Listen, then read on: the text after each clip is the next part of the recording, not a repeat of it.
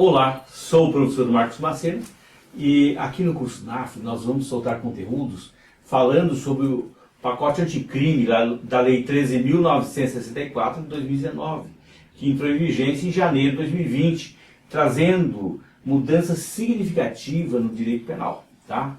E no Código Penal, necessariamente, trouxe mudanças no artigo 157, que é roubo, e o artigo 171, que é estelionato. Hoje, por hora, vamos falar quais as mudanças significativas que trouxe no artigo 171 do Código Penal, que é o estelionato, tá?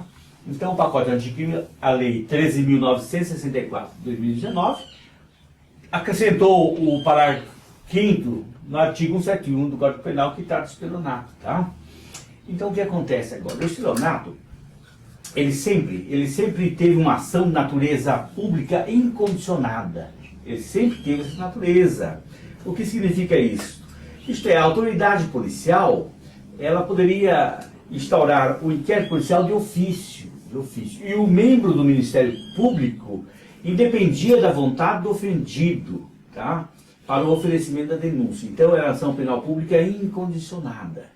Com a vigência do pacote anticrime da Lei 13.964 de 2019, ela trouxe uma mudança significativa na natureza da ação penal no crime de estelionato, para a procedibilidade desta ação. Agora, o membro do Ministério Público necessita do quê? De uma representação do ofendido, da vítima. O que significa isso, professor? Significa agora, tá? Resumindo, significa que agora, com a vigência da lei anticrime, Lei 13.964, necessita que, para o Ministério Público oferecer a denúncia, necessita um requisito, que é a representação. Trocando tudo isso, a ação penal pública passou a ser ação penal pública condicionada a uma representação do ofendido no crime de estelionato, tá certo? Exceto 4 pontos aqui. Exceto quando o estelionato for contra a administração pública direta ou indireta, exceto, isso aqui é a ação penal pública incondicionada, tá? Exceto isso aqui. Então, a ação penal pública no estelionato passou a ser ação penal pública condicionada a uma representação do ofendido, exceto nos crimes da administração pública indireta ou direta, ou crimes contra estelionato contra criança ou adolescente, ou pessoa com deficiência mental, ou maior de 70 anos de idade ou incapaz, tá certo? Então são essas exceções que saiu fora da ação penal pública condicionada, tá?